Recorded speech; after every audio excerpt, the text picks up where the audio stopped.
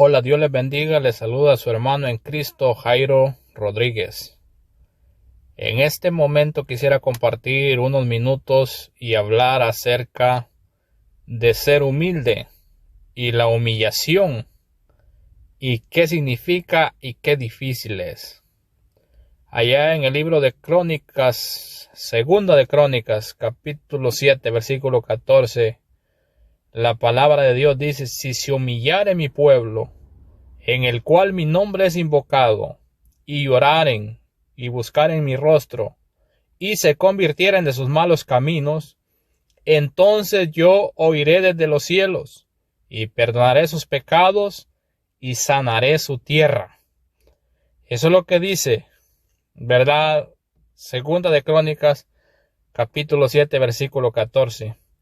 Y podríamos decir y considerar que este es un versículo mundialmente conocido por la comunidad cristiana, pero de conocer a entender hay una gran diferencia, y es mucha la diferencia, y es lo que vamos a hablar.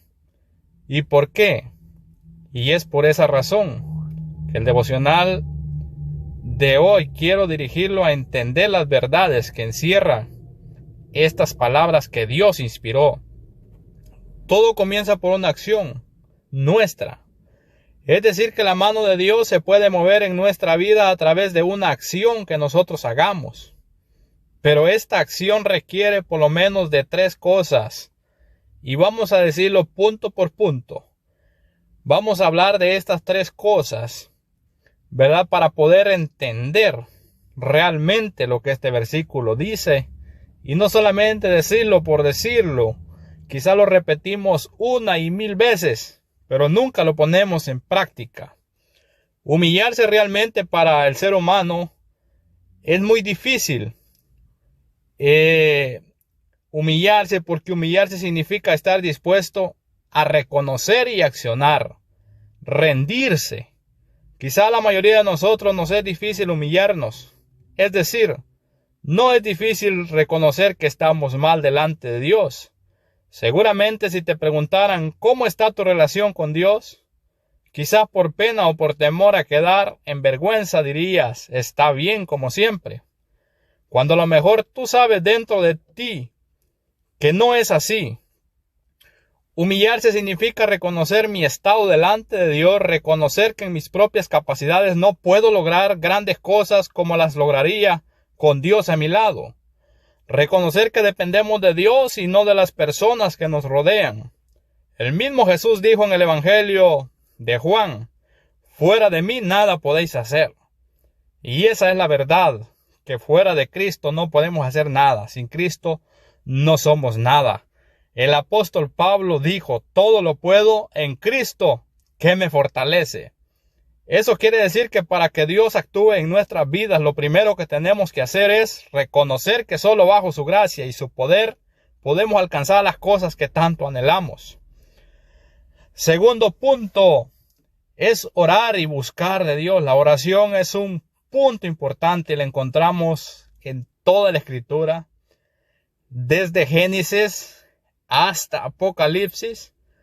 ¿Y por qué decimos desde Génesis, verdad? Porque en el Génesis hubieron personas que oraron. Dice la palabra de Dios que la esposa de Isaac era estéril. Y Isaac oró a Dios y Dios le concibió que tuviera hijos su esposa. Eso lo dice la palabra de Dios. Por eso decimos que de Génesis está la oración hasta el Apocalipsis. En otras palabras, es una parte importante y fundamental en la vida de todo cristiano. Orar y buscar su rostro, ¿verdad? Es la segunda parte del versículo de Crónicas. Esto tiene que ver con mantener un hábito diario de búsqueda de la presencia de Dios. Muchos quieren que Dios obre en sus vidas cuando ni siquiera apartan en el día quizás un momento en donde puedan orar y buscar el rostro del Señor. Difícilmente conseguirás grandes resultados si no hablas con Dios, si no mantienes una verdadera comunión con el Señor en oración. Muchos se dicen cristianos cuando ni siquiera oran ni 5 minutos al día. ¿Realmente será un verdadero cristiano? Esta es una pregunta para todos nosotros. ¿Será realmente que una persona puede decir soy cristiano si no está orando, ¿verdad? Es muy difícil. Que yo sepa, la oración es una de las oportunidades que tenemos para comunicarnos con Dios. Entonces, si no oras, ¿cómo te comunicas con Él? No hay ninguna otra forma de comunicarse si no es por medio de la oración. Miraremos el tercer punto, ¿verdad?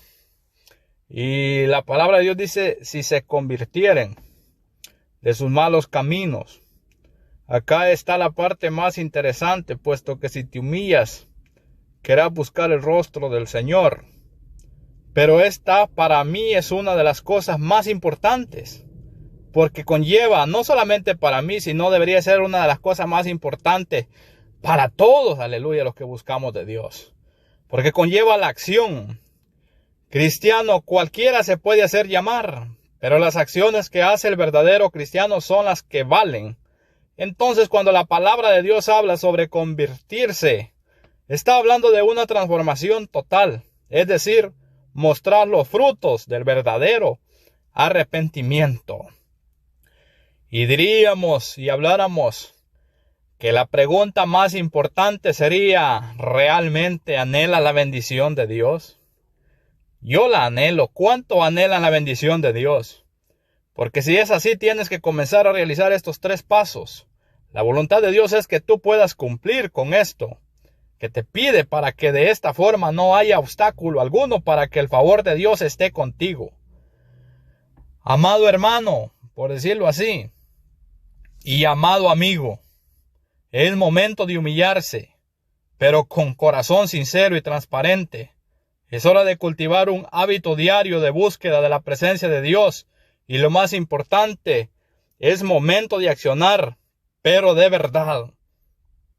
¿Por qué decimos esto? Porque Dios quiere bendecirnos. Dios quiere bendecirte. De eso no hay duda.